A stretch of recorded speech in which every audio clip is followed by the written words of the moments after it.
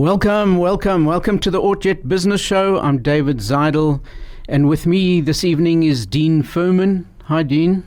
How are you? Good, thank you. Good. And for those who think, like, I've heard that name before, I actually said to somebody today, I'm interviewing Dean Furman today, and they're all excited, and they said, the soccer player, and it's not. It's the AI expert, but I'll come to you in a second, Dean, and I'll introduce Dean formally a little bit later. But if you've listened to the show before, you'll know that I give a little bit of a business story or a little bit of a insight into something related to business, and then we get into the interview. And it's interesting, I was hosting a conversation with somebody this week. It was actually a guy called Jeff Fisher, and he's written a fantastic book. He collected a whole lot of things, and he's put all his collectibles in a book, and he gave a talk about it. And he said something very interesting. He said, and he's done lots of different things in his life. He was a insurance salesman, and he sold diamonds, and he's done many different things. And he said one line that I thought was brilliant, which he said is, you sell insurance, but people buy diamonds. And I thought that is so clever, because if buying insurance is like a grudge purchase, it's not something that you really want. It's something that you know that you will need. So the person has to sell it to you. So that's why you sell insurance. But people who are saving, they're the ones who come to you and say, I want that diamond, or I want anything that's luxury based. They buy it. And the lesson behind that from a business point of view is you can't just sell something the same way regardless of what it is. It has to match what the product is, what the person is, and where they are at that stage. And there's a saying that says, if the only tool you've got is a hammer, you see every problem as a nail. You'll use that same tool all over and again in the same manner, when sometimes a different tool will do the job better. And so hopefully this show is putting different tools in your toolkit, things that you can learn and bring it out. And one of those massive tools that is happening now is AI. And Dean is known as an AI thought leader. He understands where it's going. He actually runs an AI advisory and tracking service. And he's actually called his company, I thought it was quite clever, 1064. And 1064 is actually 1064 degrees, which is the melting point of gold. And he says he's taking something valuable and reshaping it into something even more valuable, and using AI, artificial intelligence. He's a qualified actuary, so he had a future. And then he kind of worked in that for a while, but then got bored just looking at the numbers and wanted to do something else. And he noticed an area that he could move into when AI was developing. So he started an AI company which brings AI into business and teaching, using teaching tools with that, so people know what's possible and they can make use of the official intelligence. Dean will show you how to use these tools, make you both productive in your personal life and business life. And he'll show us and he'll talk about it of how do you get started, and how do you look at these different tools, and how do you keep up to date. And he'll point out some of the key mistakes that people make. And he'll maybe go into, if we've got time, talking about how he sees AI changing the world.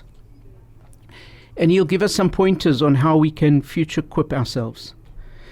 He's also written a book called Exponential Potential. And I think that's where we're going tonight. So, Dean, really welcome. And I'm personally looking forward to this discussion. Just tell us a little bit around, when people talk about AI, artificial intelligence, what is it? And why is it called artificial? Isn't this real intelligence? Yes, so the whole thing with artificial intelligence is, I think it's very important for everyone listening is to even get past the name. Because I know when I do a lot of my training sessions that people think, at the beginning, I know nothing about AR. There's certain people who know about AR and there's certain people who don't. There's certain techies, data scientists, etc. who know. And then I say to them, no, you can just define AR really as any tools that are now doing things typically done by humans. Whenever you have a technology that displays intelligence like what a human would be able to do and act in a way that a human would be able to act, that's the realm of artificial intelligence. So it's artificial only because it mimics human behavior. So it's actually a bad name for it. It's like, it really is intelligence, but it's a better name might be non-human intelligence. Exactly. Non-human intelligence. And now, if you think about it, when you use it, when can I use AR? It's not when you know so much about AR. It's that there's certain times that humans are able to do things, and there's certain times technologies can do it way better than humans. So you need to find those situations where what you do in work, what you do in your life, which of those situations can technology now do those things a lot better, and then start using it. And the great news is for many, many use cases, it's just so easy. So most people, even when they're at school, like people say, hey, I use AI. I used it to do my assignment at school. I know my kids were saying they put it in and they know about ChatGPT. Is that AI or is that just a tip of the iceberg? So it's a great example. So it's a tip of the iceberg of what's possible. But think of ChatGPT, going back to our definition, it does so much of it. Human's ability to speak, it can speak like a human. Ability to see, if you put an image in ChatGPT and ask, what's in the image? Or to do an exercise off the image, it can see like a human. It can understand like a human because if you put data in it, it can see patterns in the data and give you predictions for the future. It's got a bit of understanding. The only thing that ChatGPT can't do really is the robotic side of AR, like move like a human. It's not yet. Some people have put ChatGPT into sort of robots and see how that works. But like really a lot of the things humans do, ChatGPT can do. But it really is the tip of the iceberg. It is, I'll say, the place to start, but it really is the tip of the iceberg of what's possible. And actually going back to what I was saying now, if you go beyond all the jargon, because let's be honest, all the jargon was created by really, really nerdy humans. No offense to anyone. But like, for example, like the term that will be used for computers being able to understand language is natural language processing. Natural language processing. But no one talks like that. It's like, you can understand speech. It's like you could understand like natural, like human language, or to actually speak as natural language generation. I'm never going to say to you, hey, David, let's go generate some natural language together lately. It's just, it's like ridiculous. It's really, if you go into those buckets, it can understand certain things like humans can understand. It can speak, it can see, and then it can move. You're already a long way there. Fantastic. So what I want to do is melt, you say this is just the tip of the iceberg. Mm-hmm. I want to melt that iceberg away a bit so that we can go in and unpack some of those different elements. Perfect. But in the radio station world, we've also got our elements, and one of those key elements are adverts. So we'll unpack that after the break. The ORT Business Show provides mentoring, inspiration, and invaluable networking opportunities to help turn your vision into reality. Let's build your business empire together. Welcome back. You're listening to the ORT Business Show. I'm David Zeidel, and I'm speaking to Dean Furman. He's the AI thought leader. And we mentioned just before the break that when we talk about AI or ChatGPT, that's just the tip of the iceberg, and we want to melt that away. So, Dean, maybe if I can ask you this, if I'm just starting out, I haven't got much of a clue with AI, just unpack it for me, and how should somebody start? Okay, so The first thing for people that aren't really in this space and you haven't really embraced AI is start with ChatGPT. Start with ChatGPT. It's an incredible tool. The amount of work you could do before you've run out of use cases for ChatGPT is absolutely incredible. And then I'll talk to you a bit about ChatGPT, and then we'll build around it a little bit, because there are technologies that can do things that ChatGPT just can't. Great. But now, what would I use ChatGPT for? When you say use it, what should I use it for? Okay, so let's just make sure that all your users understand what it is. So most people now would have gone onto ChatGPT for something. The problem is that I've found that most people using ChatGPT are just scraping the surface. They're writing better sounding emails with it, or using it to check their grammar, or maybe writing a blog, but there's so much more that you can do with it. And it all depends on your role, but I can give you some examples just to trigger the thought processes of your users. Now, first thing, before we even talk about how to use ChatGPT, you've got to make sure you're on the right ChatGPT. And there is only one ChatGPT, but what I mean by that is that I would say, from the training sessions we run, there isn't a single, when I usually have about 20, 30 people in a room, there's always between, say, 3 and 5 people in every session who think they're on the right ChatGPT, but aren't. And you could say, oh, well, how does this happen? Is there like a fake ChatGPT? Yeah, sort of. So if you go into the App Store, as an example, and you type in ChatGPT, especially if you're on Android, the first things that come up are sponsored ads. So there'll be companies that have made their logo look very, very similar to ChatGPT, and their names, they don't call it ChatGPT.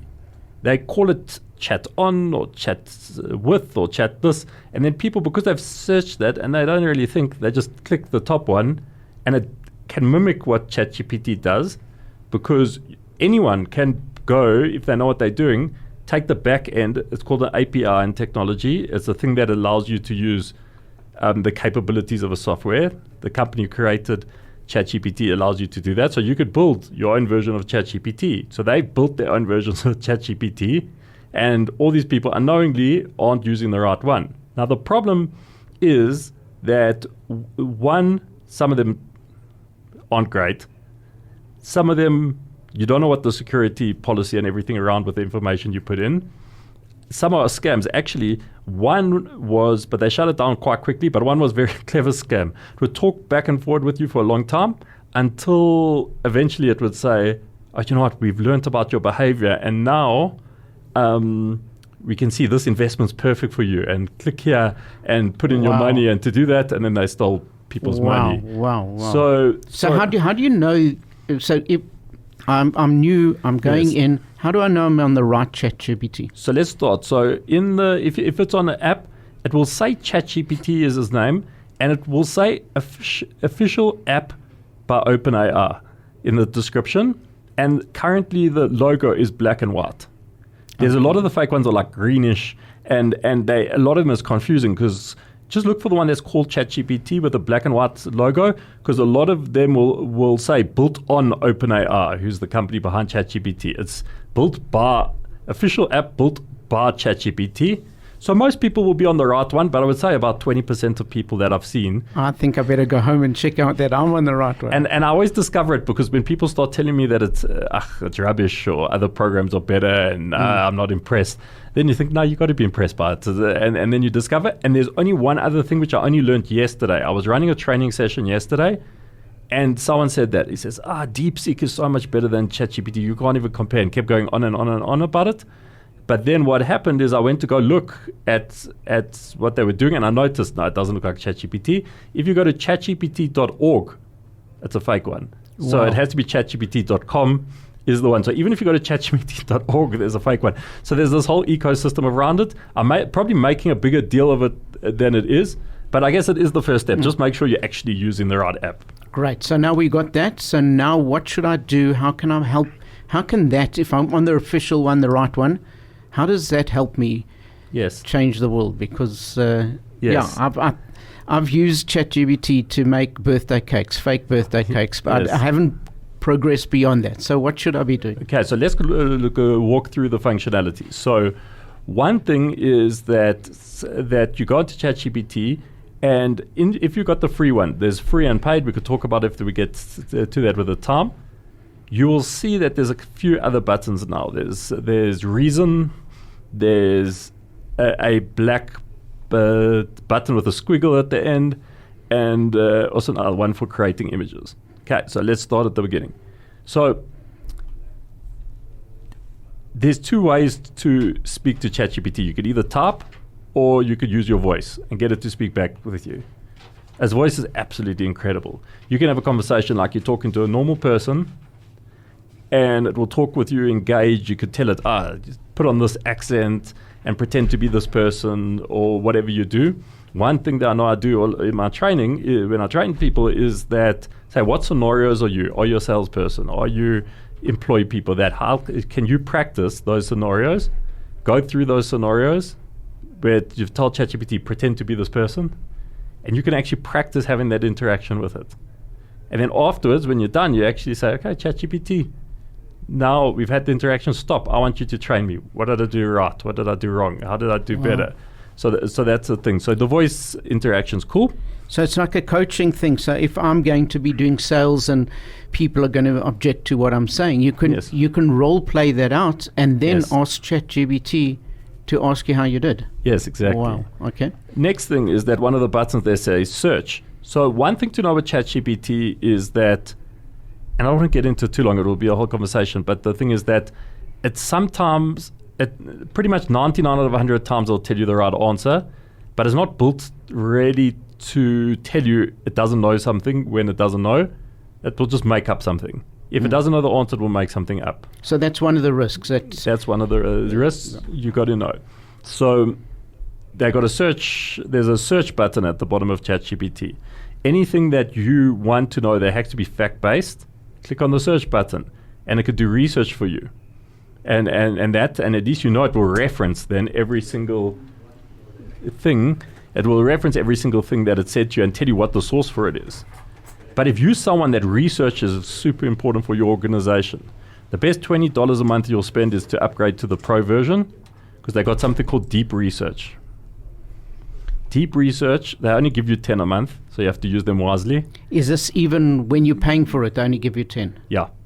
So it's the equivalent of getting, I don't know, that same job you would pay a company thousands and thousands to do that for you. It will take 5-10 minutes to do the research for you. It might look at 200 sources online, and you can say, do a full comparative comparison in our industry of who's offering what and how, and what stats you could bring in, and you could do whatever research you are. Anything openly available on the internet, it will find and put together. Actually, a tip for you, just if you don't want to pay $20, it's not as good, but Google's Gemini has got deep research for free now. Okay. So try that first, and you'll see is that go to Google Gemini and toggle in the top left-hand corner. I know if you're listening while you're driving, you're not going to remember this, but you'll see it. And it's one of the things, deep research. So you could do amazing research for your company. Great. So just by the way, if you've just tuned in and you are sitting in your car and you've just turned on and you're thinking, what is this? Well, you're listening to the ORT Business Show, and this is Dean Furman, and he's an AI thought leader, and he's taking us through how to use AI, and we're starting off with the ChatGPT. And lesson number 1 is make sure you've got the right one. It's the chatgpt.com. And then you can get the pro version, and maybe we'll unpack a little bit more what's the benefit of that. But you're saying one of the benefits is doing deep research that is more accurate than otherwise. But you also suggested that if you use Google Gemini, you could kind of get close to that without and saving yourself the $20. For sure. What else can I do with this? And I mean, I've heard things that people can do some of their work for them. In other words, it can answer their emails, and it can do stuff on Excel and create PowerPoint presentations. And so how would I use that? And is that true, in fact? Only certain things. Let's just move forward in a progression a little bit. So you definitely can get it to do anything that sort of involves text. You can create business cases. You could create strategy documents. You could create project plans. You can create your social media content of exactly what it should say at different times, your plans for that. Anything text-based it can do. That's the thing, is just your imagination's the limit. When you say it can do it, it'll create the actual words, but you still physically have to upload it and do all the back end of it. Yeah. Yes. Okay. So it's like an employee. Literally, people need to stop thinking of it as AI. It literally is just an employee that happens not to be a real person. It's like you get it to do stuff. It's like if there was another person on the other side of the world and was this digital worker for you, and who could reply to you super quickly with the work. That's what it's like. So anything text-based you can get it to do, and we'll move on to how do you do presentations and all of that. Then visuals, it can either make visuals. This week it got a major upgrade. It's visuals. It takes a bit longer for them to make them. You should try. It's unbelievable.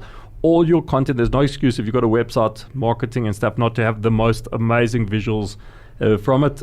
Try with ChatGPT. One thing I was battling with before was like text and stuff like that. Now it's amazing. So really good at generating images. The more useful one for business is that it's really good at seeing imagery. So for example, you're working, you type your notes. I see you writing your notes now. You can, if you want to take a picture of it after this, put it into ChatGPT and say, okay, with my notes, write an overall summary of everything that we discussed during the session. And would it be able to decipher my terrible handwriting? 100%. So it's better than, it's not perfect, but it's better than people. Because I know, because I've tested with so many groups, and I do a challenge like human against the AI stuff, and it's better than humans. So it can decipher better than if another person had to put that together. So I write some notes down as you're talking, and then I would normally take this and then type it up myself. No, you don't need to. I can just take it. You're saying I can take a picture of what I've written, upload it, and it'll scan through it and either type it for me or I decipher what I've written and give me a summary, etc. Yeah. So I'll give you a great example. I was at an insurance company the other day, and we created this whole 12-week program to train their people. And the woman said, such a pity that, you know what, I'm meeting the decision maker on this today, and I only meet them once a quarter and they got the purse strings for this to sign this off. We have to wait 3 months. I'm like, no, don't worry. You're meeting in an hour. Watch this. So because we had all our rough notes was on the whiteboard, took one picture, asked ChatGPT, turned it into a proposal. I said, give me 5 minutes. I looked through it, adjusted a few things based that didn't align with what I would have put in. Poof, he has a proposal, got the job from that meeting. I would have had to wait 3 months. By the time they could have forgot that they even met me, or you know how things go. So it was able to do that in seconds. It saved me hours of having to work, but you could do something in real time. So that it's what you can even do if you want to. You got your own website, or you put in things with social media or anything visual that you got in your company. Take a photo of it, put it into ChatGPT, say, critique this. You critique this. Tell me what I've done wrong, what should I've done better, how can I do it? And even now with the new great image model, you could even say, give me a mock-up of what do you think this should look like to be better, and it will give you a picture of that. Wow. If let's say I've got a website, it's in WordPress, I don't know what to do, how to upload, how to work with WordPress. Can I ask ChatGPT to do it for me? Not so much do it for you. So there's something called agents that's only become really big and hyped the last few months. This is now AI that not only would tell you what to do, it can actually go and do it. So there's so many platforms now rising. Some are better than others, and it is actually such a crowded space to see who will rise to the top. So there are some that even, like I demo in some of the training sessions, how I'll tell it to go into a website it's never seen ever before and go to do something, and it will just go, and it will use computer vision, it will see for itself, and then it has to figure out for itself, okay, how do I actually navigate this website?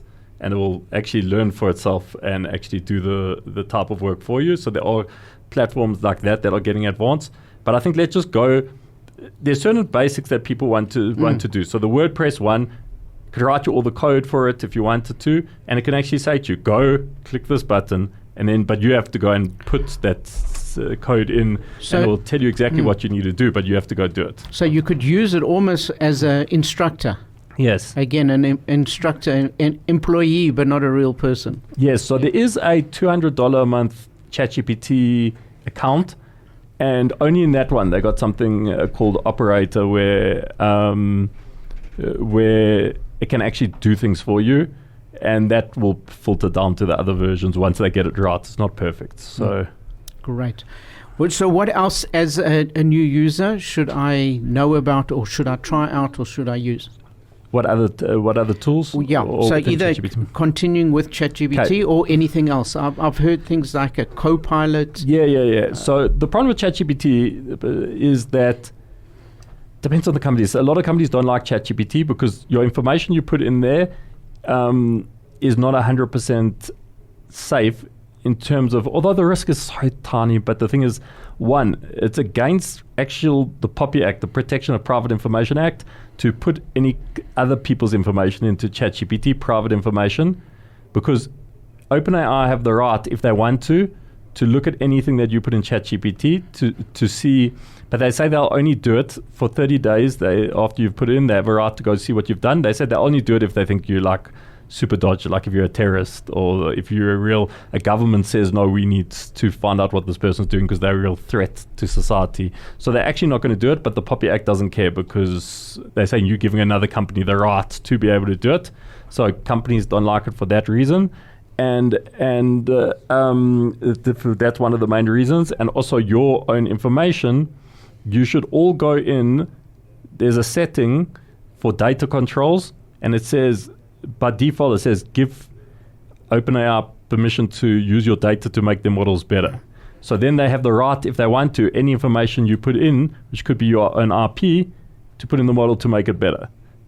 The reality is then they're going to do, it's your stuff's like a needle in the haystack. They're not just bringing everything's in. So then a lot of companies, the bigger companies in town, have not all, but a lot of them have moved towards Microsoft Copilot.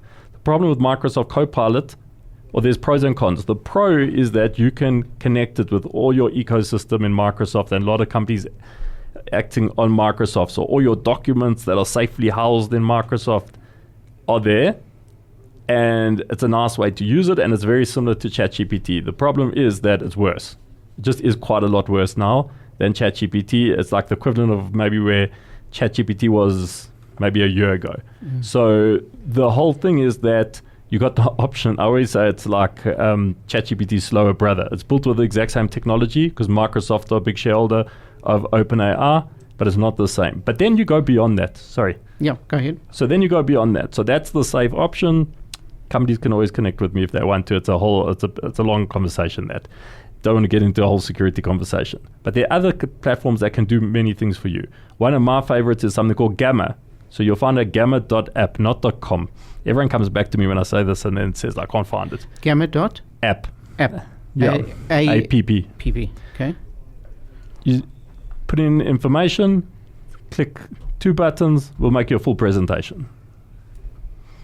To make you a full presentation will look amazing that you could just put into PowerPoint. Or you can just write one sentence, create me a presentation about whatever you want it to be. Boo, go ahead. Make your entire presentation. Is that linked to ChatGPT? No, or is it completely separate? So that's separate. Copilot separate, Gamma separate. And I think after the ad break, we can talk about a few other things. The ORT Business Show provides mentoring, inspiration, and invaluable networking opportunities to help turn your vision into reality. Let's build your business empire together.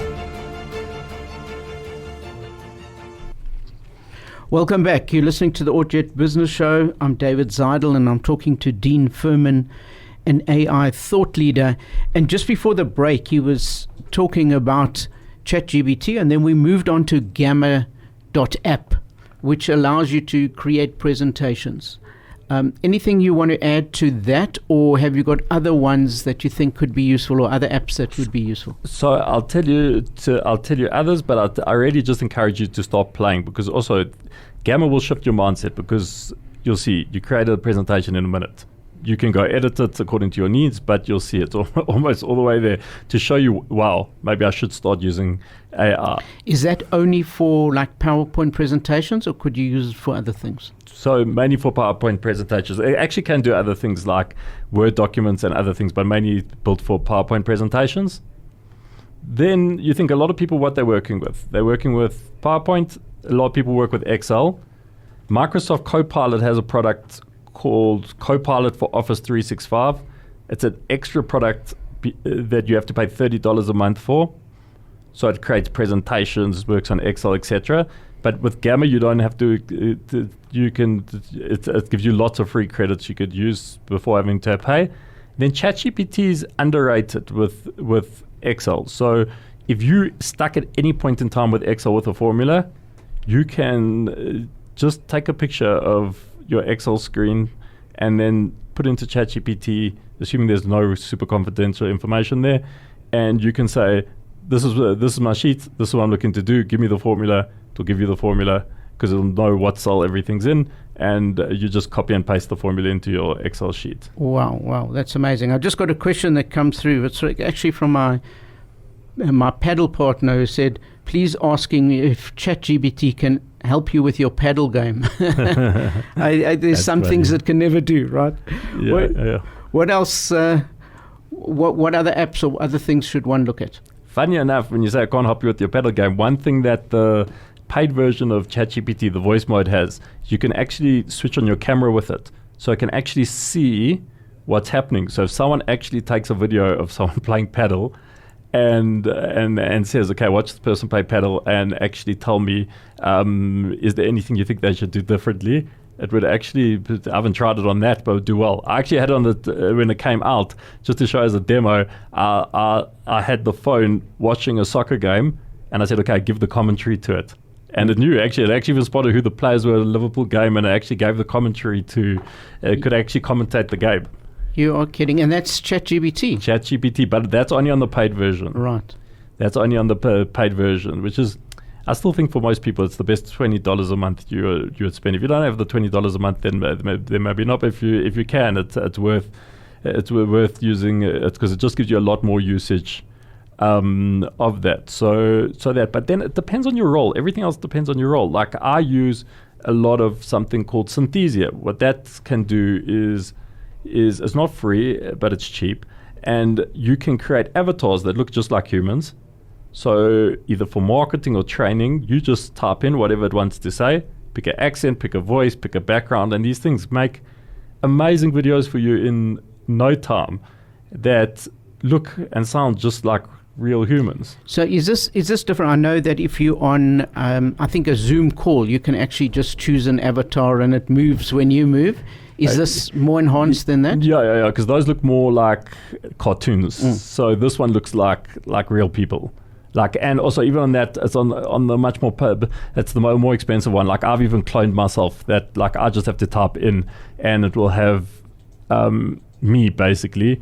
There, it's my clone that's cloned my voice, cloned what I look like, and it would speak just like I would speak. Wow! And if I took an image of a stuffed toy, could I upload that and get it as if the toy's talking? There is. I'm trying to think with toys for that one, but there's another platform called Runway that can do that.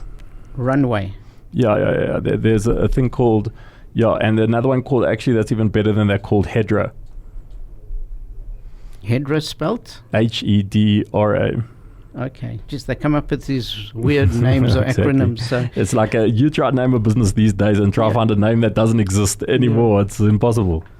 Yeah. So some of these other extra and nice things that one could use or for fun or for work or just to make your life easier. One of the tools that I'm using a lot now is, but maybe it's because I do a lot of presentations, etc. There's something called Napkin, like what you sneeze into, I guess. Napkin.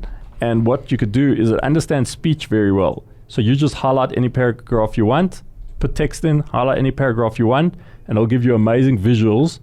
Not like pictures like ChatGPT does, but like visuals, like diagrams showing the information that you've got. Or say if you've got a history, if you've got a history of High FM that goes in, when it was founded and everything, if you did that, it will automatically understand, this is a timeline. So you just click one button, automatically will put everything with a timeline going that. If there's a different type of visual, it will put it into what it needs to, and stuff that looks way better than you would be able to create on PowerPoint. Wow.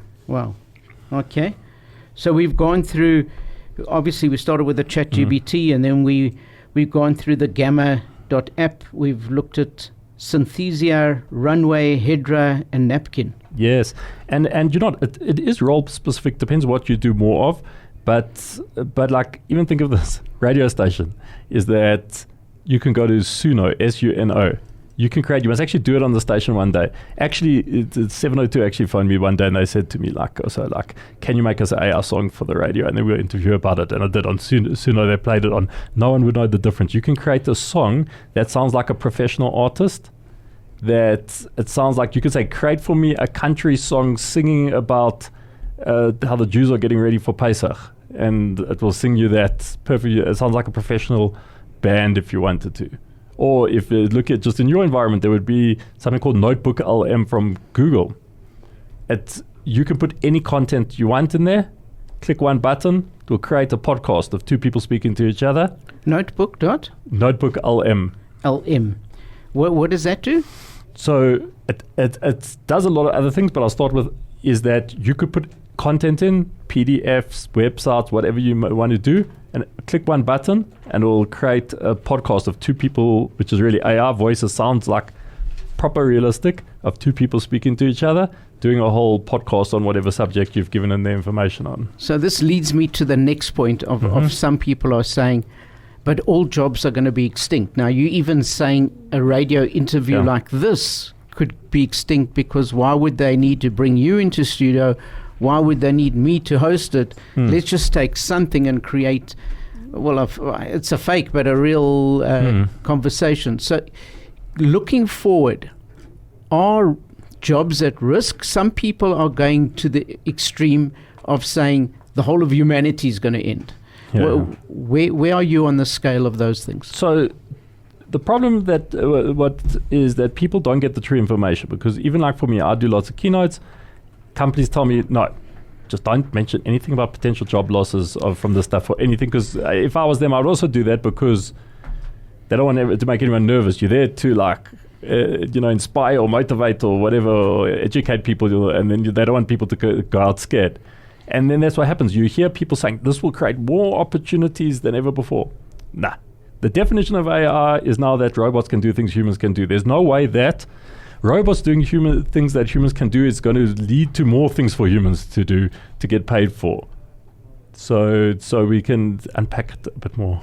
Okay. So Dean just saw Craig's busy doing the engineering. It is fantastic. He holds up a sign saying ad break. And normally people carry on talking and then I'll break, but Dean saw the sign and said, hey, ad break time, so it is. The ORT Business Show provides mentoring, inspiration, and invaluable networking opportunities to help turn your vision into reality. Let's build your business empire together. Welcome back. You're listening to the ORT Business Show. I'm David Zadler. I'm talking to Dean Furman, and he's talking about all these different AI things. You know, the other day I was at a presentation, and just before it started, about 2 minutes before it started, they came up to me and said, will you please introduce him? And I knew a little bit, but not enough. And just on the WhatsApp, there's that little circle, and I put the guy's name in, some details, and it gave me the whole history that I could now sound like I'd prepared this years ago, which I'd only prepared it 30 seconds beforehand. Brilliant. So if we go along, there's been a couple of questions that are asking about creating, let me just get to the question. So ask about the best platform for creating videos, and also about Studio Ghibli on ChatGPT. Do you know about those? Yeah. First of all, the videos, and I think it's pronounced Ghibli. Yeah. So videos, depends on what type of video you're looking to create. So we mentioned Synthesia already. If you with speaking avatars that look like people, that's Synthesia. If you want to put in text and automatically have like a video with a voiceover, with videos that are like, and stock imagery that matches whatever gets said, there's a program called Lumen 5.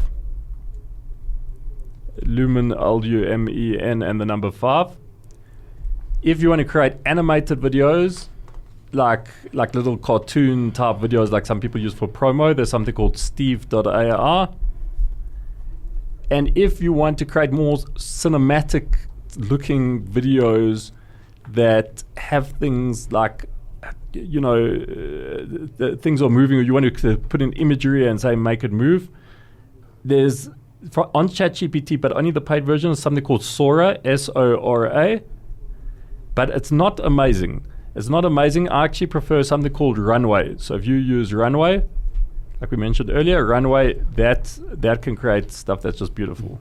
So you've got Runway that creates it, and if it doesn't do it well, then it's run away. Exactly. So exactly. Yeah. So if we have a look, and we're talking about future-quipping ourselves, how should we future-quip ourselves that we can? I don't know how long these things have been around, but obviously there are more and more and more things coming across. How do we keep ourselves up to date with things as they're progressing? Yes. And it is overwhelming because I can tell you right now that when I wanted to go on holiday for 2 weeks in December, I said to myself, I'm not looking at this, I'm not switching it on, I'm not looking at this at all, because that's all I do for so many companies, and it drives me crazy by the time, there's no one who's ever, or no type of professional has ever had to learn daily, otherwise they're behind. It's like just mad how quickly this stuff is moving. So it does move very, very quickly. To stay up to date, the good thing to do is that, to be honest, companies as a whole that are working, you actually have to have a partner that, like myself or someone internal, if their full-time job is keeping up to date with this, not if they've got part-time, because it's not a part-time job. If you are as an individual, one thing is to first get comfortable with it, but then start following the companies on your social media that are creating this tech. So OpenAI, who's created ChatGPT, and OpenAI, that's ChatGPT, and Google's got an AR account, and another one from like companies like Perplexity or Anthropic. These are the big names in the space. When you follow them, automatically anything that they release to become new would do that. The other thing that you can do is actually get in the practice of going daily onto ChatGPT, use the search function, and say, in my role as a whatever you are, what is the latest news for the last 24 hours in the AI world that could impact my role? You don't have to even do it every day, maybe once a week. But dedicate yourself and then play around with things. And the only way you're going to get comfortable with the stuff is start playing around with it. It's so easy to use. It's so easy to just go on, start playing. If you know people that can direct you, even better. So a definition I heard was when the internet starts and you got all these websites and you used to Google things. So tell me about this. The analogy that was made, that it would tell you where the library was. Where ChatGPT, and I want to know if you agree with this, when you go into it, it not only is telling you where the library is, but it's telling you related stuff from inside the book. Would you agree with that? Exactly. The one's going to a librarian, the one's going to someone who's read every single book in the library. Wow. So it's that powerful. It's super powerful. I can't underestimate it, and it must make people scared. One thing you just have to know is that you don't have a choice. Is that it's the same as okay, you could choose to walk to work, but the person who drives is just going to get there so much quicker. You just can't. You can't. It's like going to work. What's the old thing? Arriving at a gunfight with a knife or whatever. But without AI, you're just not going to win with this, no matter what profession you're in. And we're going to all have to realize that we're all going to be disrupted a lot. We're going to, in terms of what we will need to do to add value to that people are willing to pay for, is going to shift the whole time. So unfortunately, we're all going to have to keep learning and adapting and doing that. So there'll be some huge winners in the space, but if someone's just going to say, listen, I'm not changing, I'm too old, I'm not willing, or whatever, I think you will be disrupted. Wow. So Dean, you've taken us through a whole lot of different things. If you've missed any of this, you can go back to the podcast and have a look at it, or you can just type in ChatGPT and say, what did Dean say? And you might get it. But I think the great analogy, and I'm going to end off with that, is the difference between using AI and not is, as you've said, the difference between walking somewhere and going by car. I'm David Zeidel. This has been Dean Furman, and this has been the ORT Business Show.